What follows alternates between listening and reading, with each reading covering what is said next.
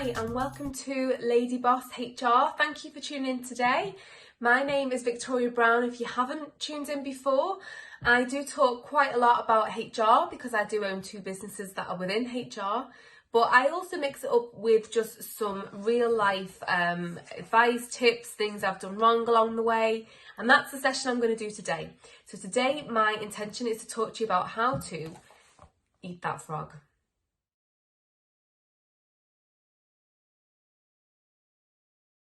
Okay, so the book I am talking about now is Eat That Frog, and it's by Brian Tracy.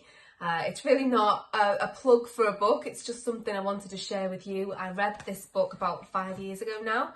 It's really good, just around sort of time management and how to be efficient with your time, how to action plan. It's something now that I use a lot in my business, so if you get to know me, you will hear me telling people to eat that frog. I have bought a copy of this for so many people within my business and asked them to read it. It's really short, so if you don't really like to read, it's a fantastic way to just pick it up on the train or of a night and just get some really good tips. But I'm going to share a couple of them with you today if you don't want to read the book. The first one, which I think is funny, is it describes to you about eating that frog. And it says if you've got two frogs, what you need to do is eat the ugliest first. And what it means by that is if you think about tasks and you have got your to-do list for the day, what do we all do? We all go for the easiest task first. We always like to sit in our comfort zone. And what this book taught me was not to do that, not to procrastinate over the difficult stuff, to get that done first. And I always do that now. And a lot of the time, the actual difficult task is not so difficult. Where I've thought, oh, I'll put that off, I'll put it off, it's going to take me hours to do, I always end up doing it. And actually, it took me half an hour where I thought it was going to take me 2. So I challenge you today that next time you put your to-do list together, that you take the horrible frog, the awful task, and do it first and see how different your results are. Okay, my third lesson from this book, and there are lots of lessons learnt from this book. I just wanted to keep this short and sweet for you, so hopefully you do benefit and go away and read the book. It's just about thinking about the time and making sure you make best use of your time. And I've talked quite a lot about being smart, so it's all about working smart rather than working hard.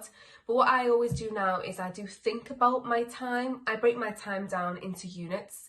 You know, I've got several businesses, I've got 2 children, I like sport, I like well-being. I've got lots going on in my life, and I want to make sure that I can do all of it, because why not? We're only here once. But what is important for me is that those units of time are spent most efficiently. So what I always do now is have a think about the task and think about the consequences of A, doing that task, and B, not doing that task. And if there's no long-term positives from doing that task, then actually I don't do it anymore. And another thing that I do now as well is I used to spend a lot of time at the end of the day. I'd think about the glass would be half empty sometimes, because I'd think, oh, I didn't do this today, I didn't do that, oh, I've failed in this area. Whereas now, actually, my glass is half full. So what I do is I make my to-do list and I action what needs to be actioned. I take that action. I ensure that I manage my time effectively. And what I do at the end of each day is just concentrate and focus on the things that I have achieved. And I'm proud of the things that I've achieved. So I hope that's helpful. Just a short session from me today. Still got a bit of a cold, unfortunately. So hopefully I'll be back to full health next week. But I hope you've enjoyed the session. If you would like to follow me on my other social media channels, that would be amazing. Please do leave any comments, feedback. If you've got any questions, drop them in the message box. I will get back to you. Thank you and have a great weekend.